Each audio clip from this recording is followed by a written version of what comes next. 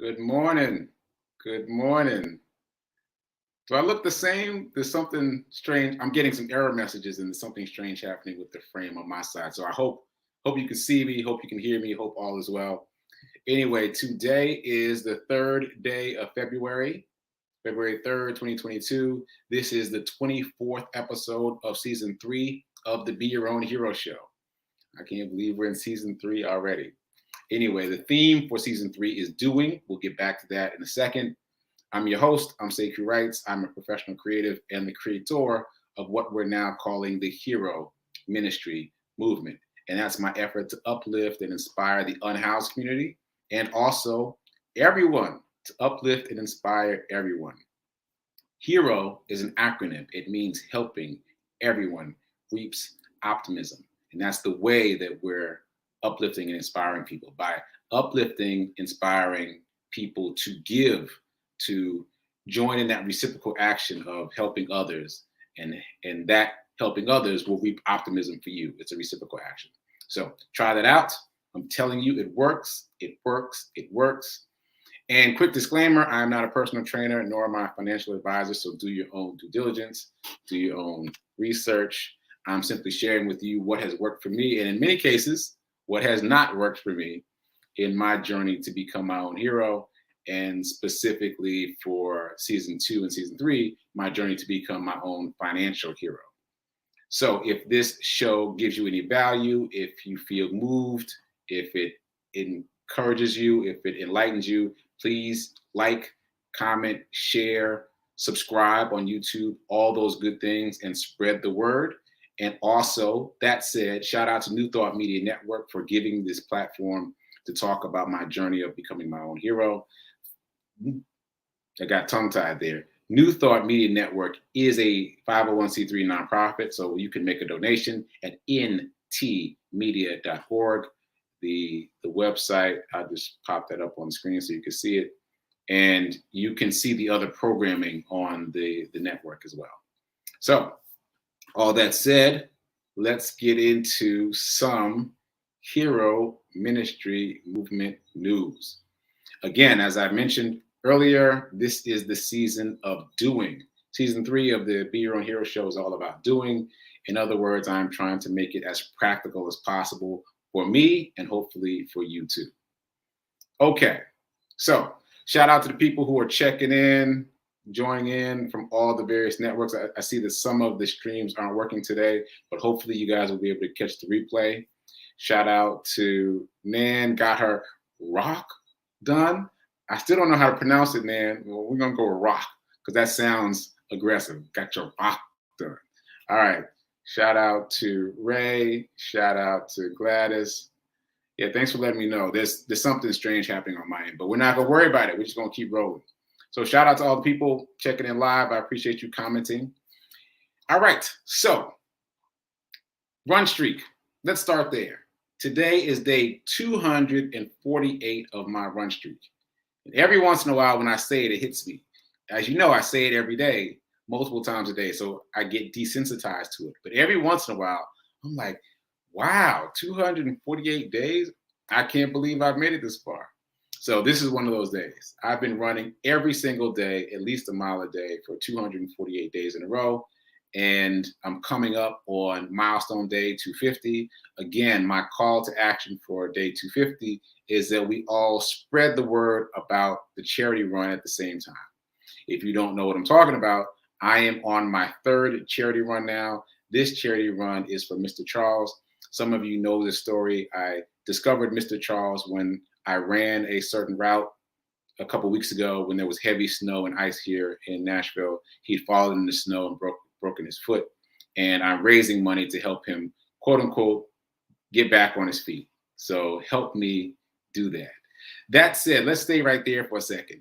As of today, as of Thursday, we now have 8 people who have donated. We are now 35% of the way to our goal. And that does not even include this envelope. Mr. Charles is getting mail here at this address. That is so cool. So this letter is literally addressed to Mr. Charles, and I haven't opened it yet, but I'm sure there's a check in here for Mr. Charles. So that means 9 donations so far. more than 35% of the way to our goal. So very excited, lots of momentum going on. The word is getting out there. And again, the call to action is on, I don't know what day that'll be, but well, 2 days from now, on day 250 of my run streak. My intention is to really blast out the fact that we're doing this charity run so that we can get some other donations from people beyond our circle. That'll be really exciting and interesting. So stay tuned for that. Coming up soon, day 250. All right. So all that said, today, as I mentioned, day 248, it was another rain run for me, meaning it was raining yesterday and I ran in the rain, and it was raining today and I ran in the rain. So 2 rain runs in a row. I don't know if I've had 2 rain runs in a row before. I honestly don't remember. Maybe I have, but I don't remember. So I talked about that in my run report. The run report is up on TikTok, Facebook, and Instagram. So go check that out. I said what I hope are some interesting things. I tend to just hit the record button as soon as I finish. So I never know what I'm going to say. It's just whatever's top of mind about my run that morning. But as I'm thinking about it now, I am grateful for the ability to run in the rain 2 days in a row. That's growth, because it is challenging. It's much more challenging to run in the rain than it is on any other day. So shout out to compound interest. Shout out to showing up every day consistently and what that brings for myself and for you, which is a good segue for the 30-day challenge. Oh, sorry, I renamed it. The 30-day streak challenge. The 30-day streak challenge. So lots of interesting things going on in the Facebook group. I'm very excited about it. I want to give a shout out to Gladys. She wrote something yesterday that really resonated with me. She said, basically, on the days you feel like it, do more. Like if you're feeling it that day, do more exercise that day. But on the days when you're not feeling it, do less, but still do something, right? Just don't let a day go by without doing anything. And that's really good wisdom. And it's something that I hadn't put into words, but it's something that I applied early on during the 30-day challenge for me. Like, again, that was June of last year when I decided that I was going to run a mile a day every day for 30 days. So on June 1, I'm thinking at the end of the month, I'll end up with 30 miles, that I will run exactly 1 mile every day for 30 days. But that's not what happened, because there were days when I would feel it. There were days when I felt like it, like my birthday, for example, was one of those days when I felt like it. And so I did more on those days when I felt like it. And I did more on those days when I ran with Black Men Run, because they were doing more. And so I ended that first month with, I think, 62 miles, double what I intended to end the month with. So again, shout out to Gladys for that wisdom, and apply it liberally to your life. Show up every day for whatever it is you're trying to push past. It doesn't have to be exercise. Whatever it is you're trying to push through, show up every day. There will be days when you're feeling it and you'll do more. And there'll be other days when you're not feeling it and you'll do less. But on those days when you're not feeling it, don't not do something. Just do something. Do a little bit of something and make sure that you create that momentum of consistency that will yield compound interest. So, yeah. Anybody who's still interested in joining the 30-day streak challenge, let me know. Hit me up. I'll send you a link to the Facebook group so you can see what's going on in there. It's a great camaraderie, communal spirit happening in that group. Okay, so as I said before, based on Tim's suggestion a couple weeks ago, we're re-upping. We're just going to keep re-upping every month. So folks that quote unquote fell off, because we're not counting anything as a failure, but for folks who have been using the phrase fell off. Oh, wait, someone used the phrase that I like better. This is my 3rd attempt at 30 consecutive days. Someone said that in the group the other day. So just keep making the attempt to get 30 consecutive days. I'm advocating for 30 consecutive days because I'm going to use this quote that I got the other day. There's a freedom that comes from knowing that whatever tries to stop you has no chance. There's something powerful in that. Everyone should experience that at least once in their lives. that just push through everything. There's going to be so many reasons to not do it. There's going to be so many. They will magnify themselves for sure. You let one excuse through the door, and it's going to hold the door open for all his cousins and nephews and them. Watch. But you've got to be able to push past all of it, all those excuses. If you can do that for 30 days once, it just opens your mind in a different kind of way. Trust me. Okay, so that said, time to do the envelope challenge. Those of you in the group may have noticed I didn't post the envelope challenge in the group because I want to roll the dice live again, because make it like a game show. So let's see what we're doing. 4. Today's number is 4, so that's $4. Move $4 from your checking account into a bucket, a savings account, a brokerage account, someplace else. But just a reminder, try to keep the same bucket for 30 days, because what I was doing is I was doing multiple buckets, and I wasn't seeing the appreciation as quickly. But once I chose one bucket, I started to see the results much faster. So choose one bucket for 30 days and then change the bucket for the next 30 days. So number for the day is 4. All right, moving on. Talked about the 30-day challenge, talked about the charity run, very exciting. Talked about the envelope challenge, and all right, I think that's all the introductory stuff. Let's do the morning zen. So morning zen is going to be a little different today. I overslept. I missed an alarm. I'll put it that way. I missed an alarm, and so when I got up, it was later than I thought, and I am attempting to be relatively regimented about a couple things. I'm attempting to be, this is a peek into my own, what are we calling it? My own morning practice. So I'm attempting to be regimented about meditating at 6 a.m., like having a specific start time of 6 a.m. meditation time. So I started that recently. I've been a little bit loose about it before. I just did it at the end of my spiritual practice, but I'm trying to lock that in and therefore lock in other things around it.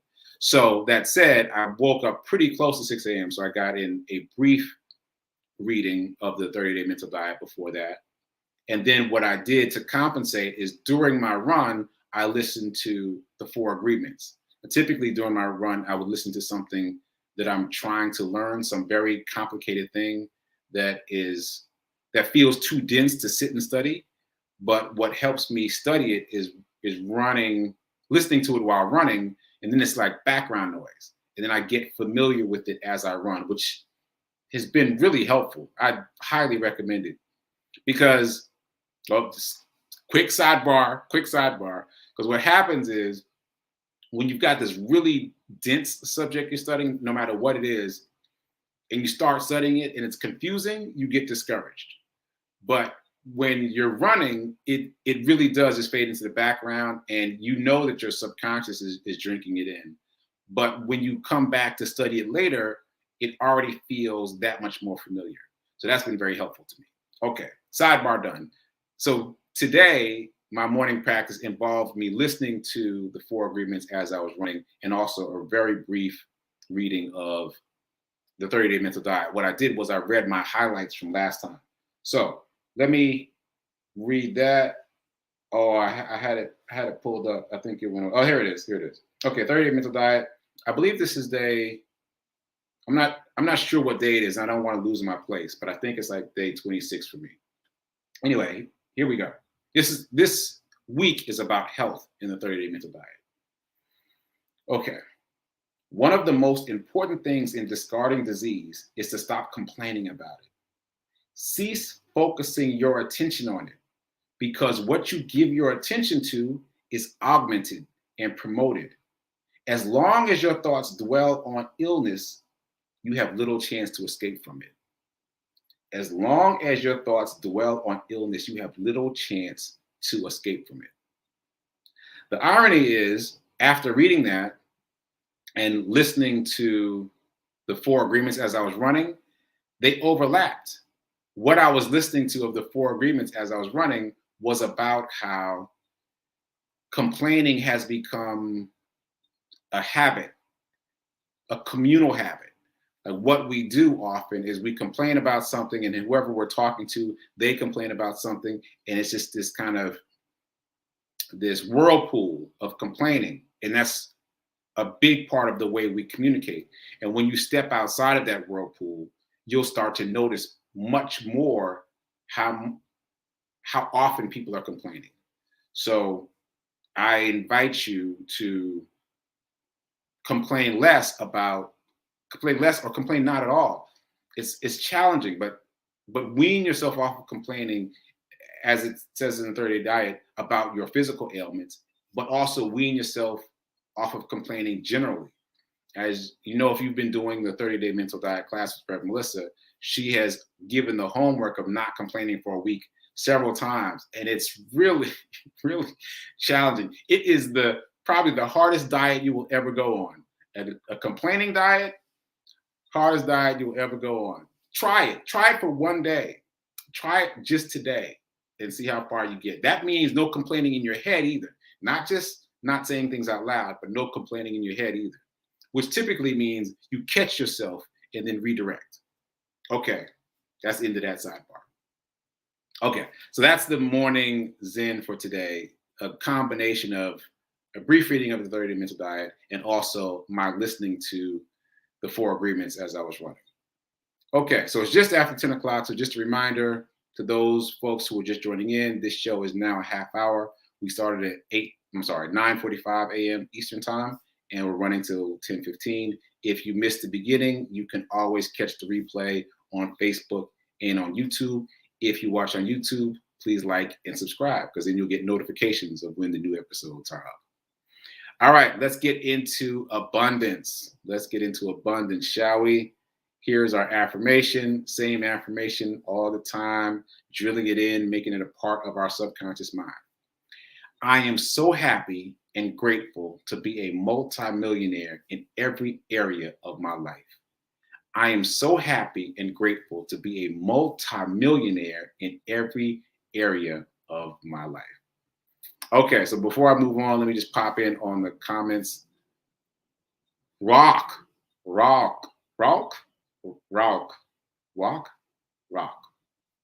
Yeah, all right, I'm gonna work with it, Nan. I'm gonna work with it. Good morning, Natasha. Good morning, Love, Joy. We are all destined for greatness. Yes. Good morning, Tim. Thanks for being here. The water was replaced by Powerade this morning. Just full accountability, but I'll get some water in a minute after the show. Okay, so we're talking about abundance.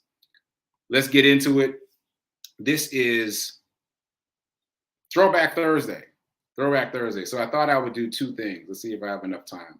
I would tell 2 stories.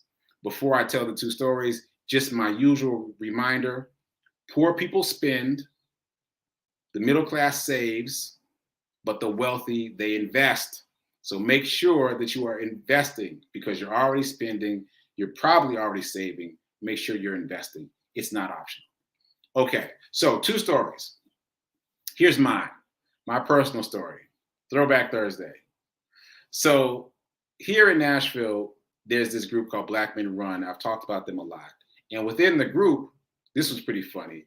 When I joined the group and I said my name, Sekou, a lot of them said, "Oh, another one." And I was like, what?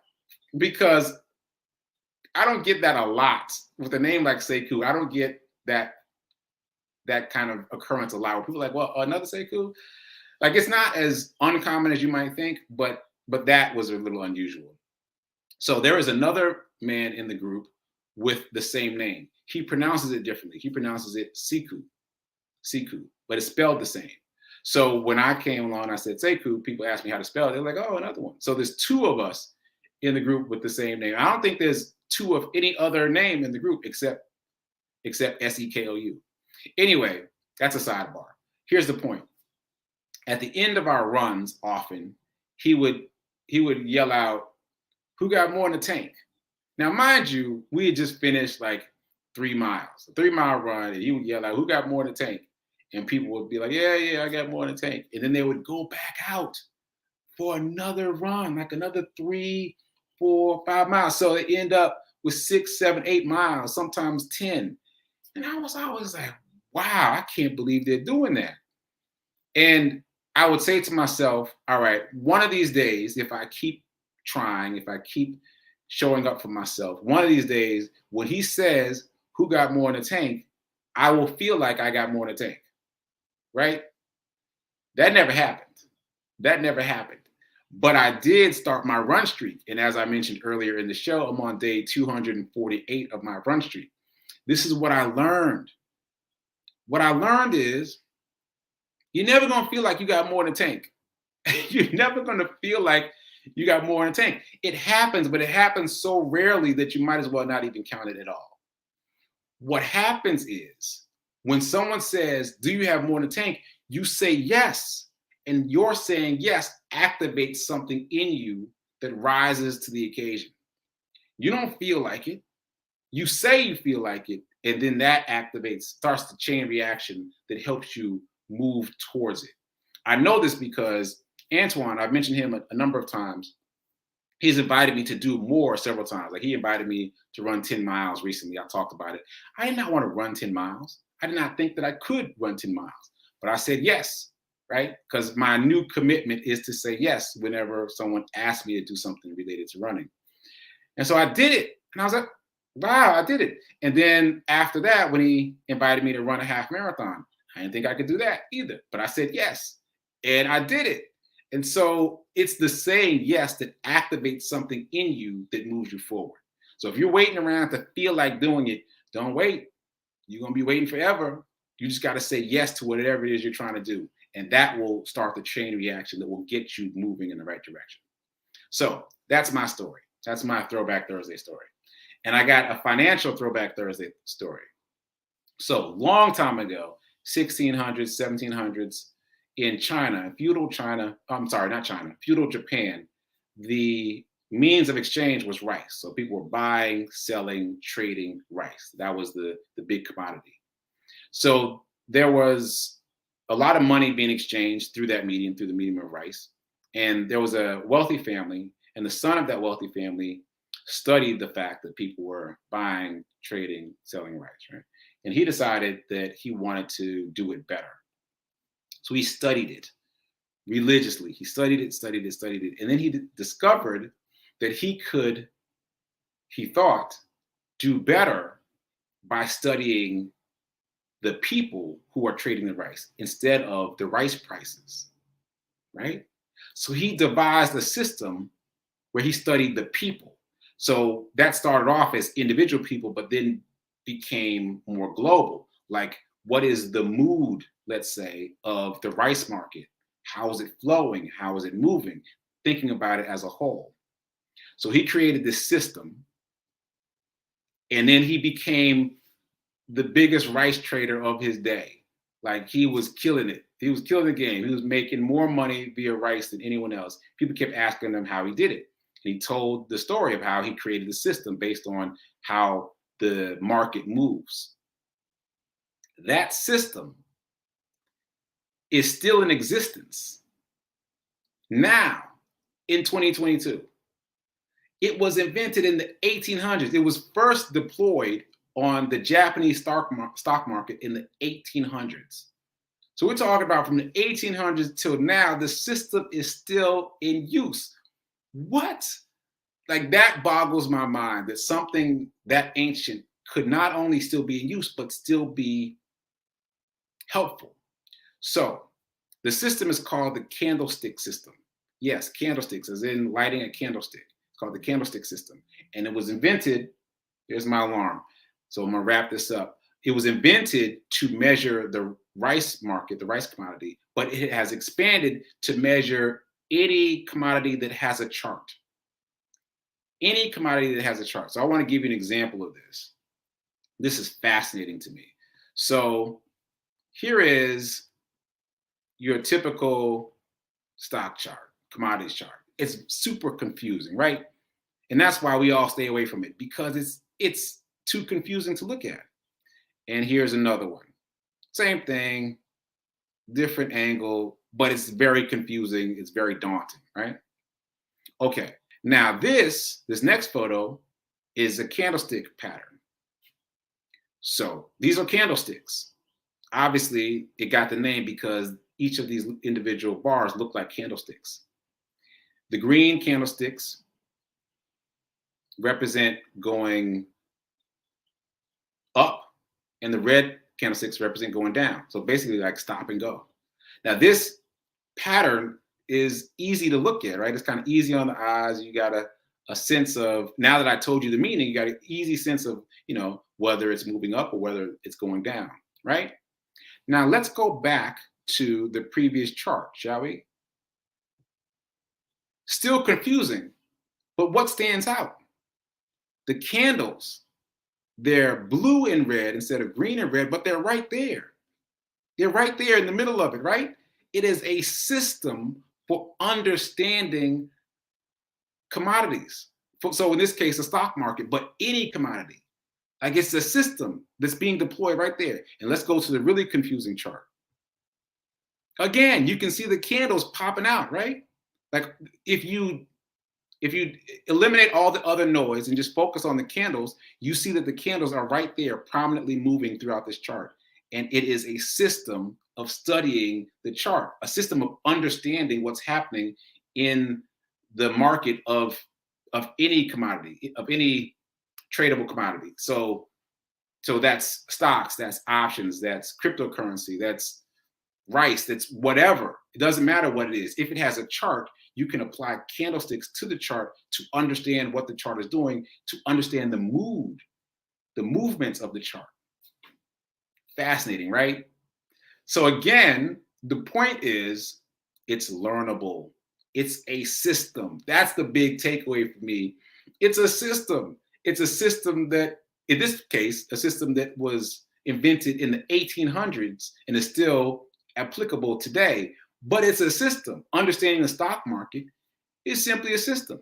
If you apply your time and energy to learning the system, you can learn the market. What? Like all this gobbledygook can be, let me put it up again, can be easy to understand just by understanding one element of it? Yeah. So again, if you've been watching the show, you've been hearing me talk about stock trading recently and how I stumbled upon it and how I've been fascinated by the fact that it's less intimidating than I thought. And stories like the one I just told make it more interesting and more manageable. Because just knowing that if I applied myself to learning that system of candlesticks, I would be able to understand not just the stock market chart, but charts about all these different commodities. That is mind-boggling to me. Okay, so that's where we are. I'm going to keep talking about the stock market, I think. Well, trading specifically, I think. Just a reminder, I mentioned a couple cognitive biases that you're supposed to avoid in stock trading. The outcome bias, avoid the outcome bias, and avoid the recency bias. And what I said is, if you avoid outcome bias and recency bias in your life, it'll be easier to apply that to your financial life, no matter if you're trying to trade stocks or not. If you work on overcoming those biases, those cognitive biases ongoing, it will help you in your financial life. So there we are. All right, so now it's time for prayer time at 10:15, and that'll be followed up by Sip with Rev Melissa at 10:30. And I'll be producing that show, and I might pop in to say a word or two. So until you see me here tomorrow, keep doing, be a hero, be your own hero. Remember that now is better than perfect, and remember to go invest today. All right, I'll see you tomorrow. Later.